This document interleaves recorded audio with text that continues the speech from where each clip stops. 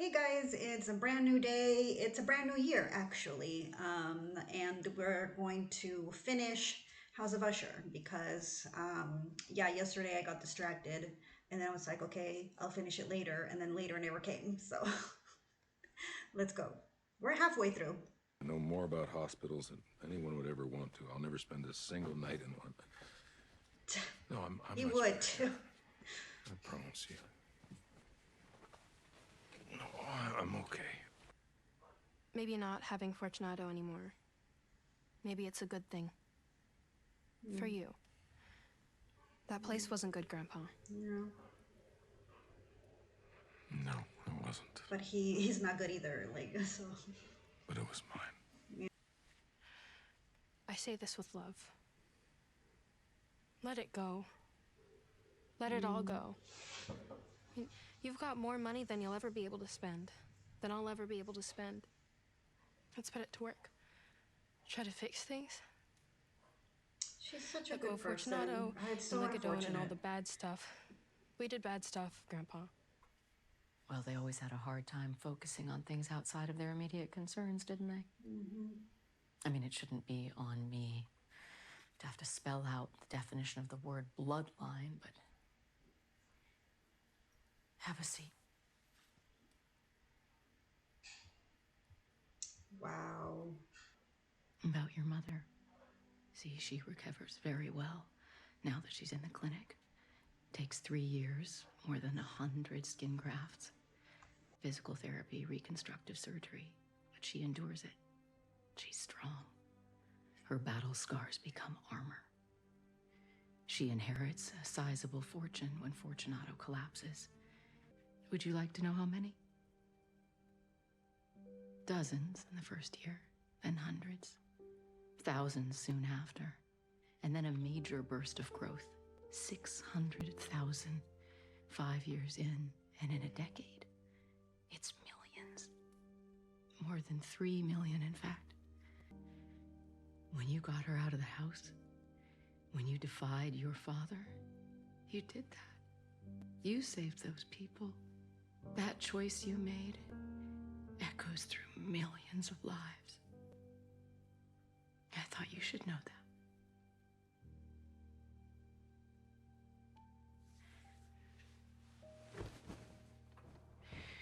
Wait, what are you talking about? Lenore?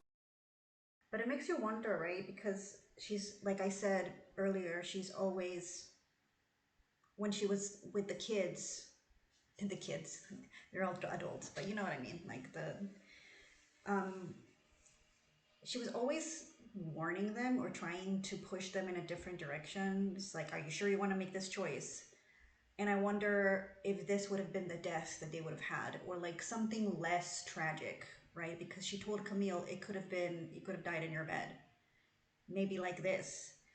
Maybe not so innocently because like they were horrible people, but I feel like at the end of the day, their deaths were a result of their own bad choices, um, which is interesting. And also kind of like, it's kind of like a ripple effect, isn't it? When she was talking about Maury and how she helped all these people. It makes you wonder what would have happened, because I remember in Perry's episode where Maury was there, she warned her. She was like, leave, go now. And then we saw her walk, and I don't know if she was walking towards Perry or if she was actually on her way out, because she still had to go to the locker rooms and get her ring and her shit, right? So I don't like, it doesn't, it's not clear whether she was because she was like dancing, but you know, it's like a party. You're like, okay, I think I'm gonna leave, right? You don't know. It's not clear whether she was staying or on her way out and she just didn't make it out. But how different things would have been if she had survived this, because the fact that Maury, you know, got stuck in this like acid rain and got hurt, and then that led to Frederick making the decision to take her home, torture her, and she went through all these things. Eventually, Lenore realizing what a piece of shit her dad was and saving her, and then that that whole suffering led to Maury creating this, um, you know, this organization for abuse victims. It's just interesting because it's all about consequence, right? Like the choices and then the consequences of those choices.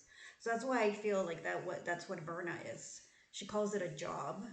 So I don't think she's death particularly. Like death comes. Like she like they made this deal, but she can be also, consequence in a way. I don't know, it's interesting. I have to really like think about it, to what exactly she represents, because I don't feel like it's just death. That would have been too, she does cause death, but I think she's more than that. But because death wouldn't make deals, like why would death make a deal with people? Hmm. Oh, that's right. The Sentient AI. AI project I scans your social totally media forgot about posts and that. makes a digital view. She never did crack it. I think she would have, given more time. But she used Lenore as a beta test. I'm stuck on some nonsense. Is it? Oh, it is. Oh shit, that is good. It's upon a midnight dreary, As I ponder weak and weary, while I pondered, while I ponder. weak This is a really good poem. and weary. Holy crap, I have chills.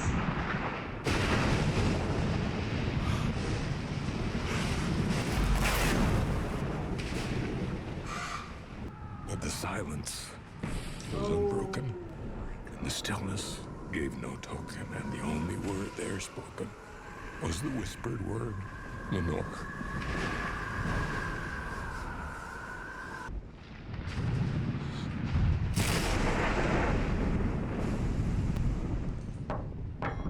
And the raven, never flitting, still is sitting.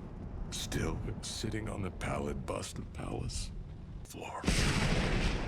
And my soul, from out that shadow that lies floating on the floor, shall be lifted nevermore. That was amazing. Wait.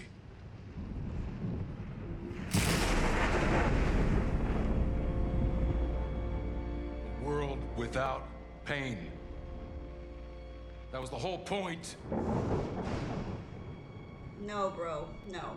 Never enough. They just kept wanting more. He's so incapable of taking More and more. accountability of like Oh, what he honey. actually did. Don't kid a kidder. Did you drive here like that? When was the new one? Every 5 minutes, just in the States, but open it up to the world. My God.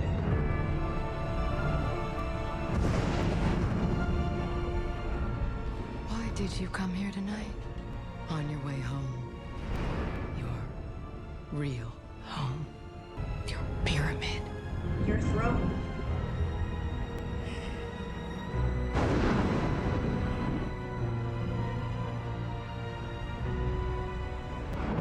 Wow, this is the city and the sea. That's your true monument, Roderick? Dude, I'm sorry. I'm sorry. That was like beautifully done. Because with the whole like city and the sea, situation, like when she was like telling Madeline, it's the same thing that I was saying earlier, like the clarity of it's time for you to pay your dues.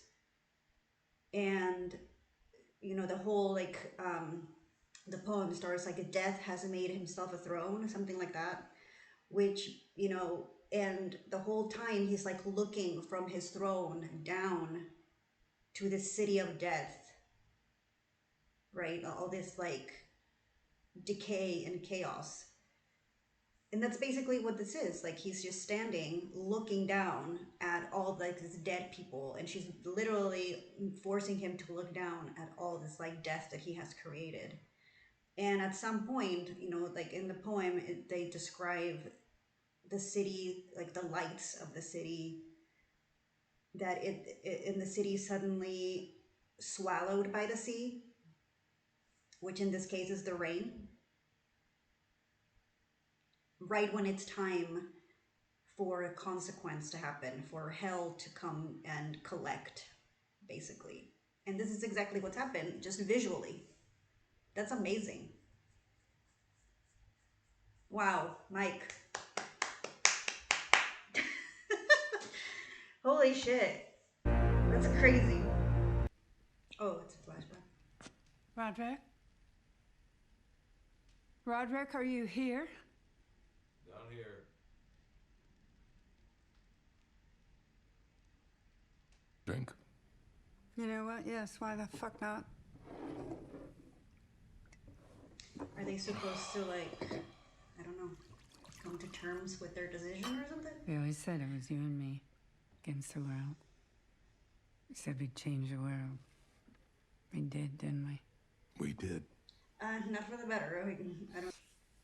I will get around to funding AIDS research and diabetes and heart disease just as soon as we figure out how to keep our geriatric dicks harder for a few more minutes. Priorities. What's the market share on wimpy dicks, Roderick? 60-70% of the healthcare industry. The Pentagon spent $83 million on Viagra last year. They're insisting upon it. And we're the problem. These fucking monsters, these fucking consumers, these fucking mouths. They point at you and me like we're the problem. They fucking invented us. They beg for us, they're begging for us still. Did he poison the thing? Because he was looking at her like, wow, he did. I'm sorry. I'm sorry. Motherfuck. Did he just want her to go out peacefully?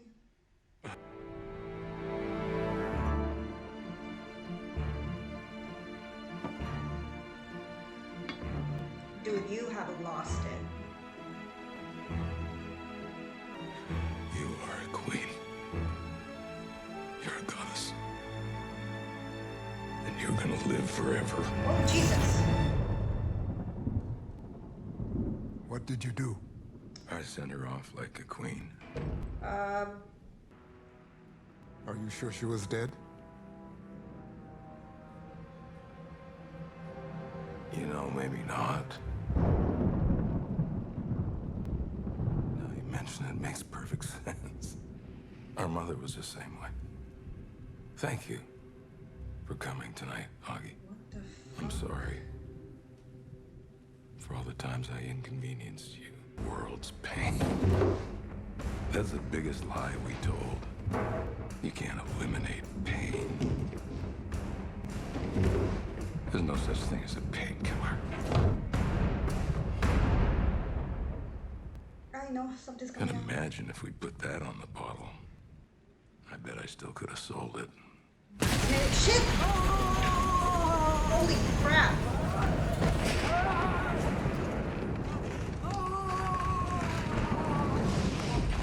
What the hell?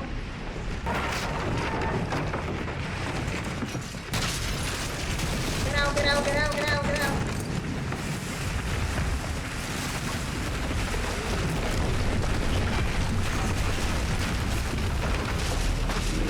Oh, that looks so good.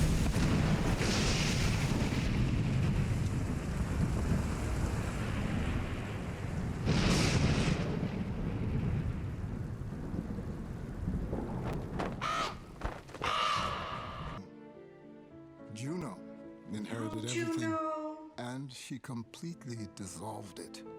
Fortunato Pharmaceuticals Good for was you. shuttered, stripped for parts, repurposed into the Phoenix Foundation. Every dollar went for rehabilitation programs, addiction and recovery research, and she weaned herself off Ligadone completely. Yes, girl. Arthur Pym, he surrendered himself at the courtroom and didn't utter a word in his defense. Does he even have one? I don't think he, He what remains the only he's conviction supposed to from say. the Fortunato pharmaceutical case. And he will die in prison. I'm the richest man in the world. You know that? That seemed to be a theme, right? About what it means to be a rich person.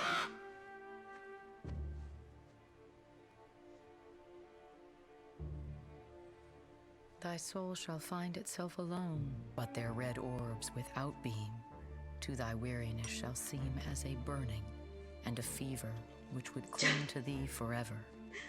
Roderick. Now are thoughts thou shalt not banish. Now are visions ne'er to vanish. Shadowy, shadowy, yet unbroken, is a symbol and a token.